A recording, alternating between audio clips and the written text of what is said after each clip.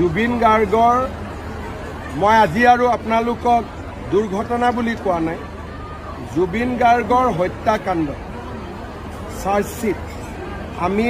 17 ডিচেম্বৰৰ আগতে দিব লাগে মই টাৰ্গেট দিছোঁ যে 8 তাৰিখ মানৰ ভিতৰতে যাতে দিব পাৰে আৰু আমি সকলো ফালৰ পৰা এতিয়া প্ৰস্তুত বিদেশত যদি কিবা ঘটনা হয় চাৰ্জশ্বিট দিয়াৰ আগতে গৃহ মন্ত্ৰালয়ৰ এটা অনুমোদন লাগে কালি মই গৃহমন্ত্ৰী অমিত শাহ ডাঙৰীয়াকো সাক্ষাৎ কৰি আহিছোঁ যাতে আমি অনুমোদনটো সোনকালে পাব পাৰোঁ গতিকে মই ভাবোঁ যে অহা 3-4 দিনৰ ভিতৰতে SITয়ে MHA লৈকে লিখিব মিনিষ্ট্ৰী অফ হোম এফেয়াৰ্ছলৈকে অনুমোদন আমি পাই যাম আৰু লগে লগে আমি লাষ্ট ডেট 8-9-7 আমি চাৰ্জশ্বিট দি দিম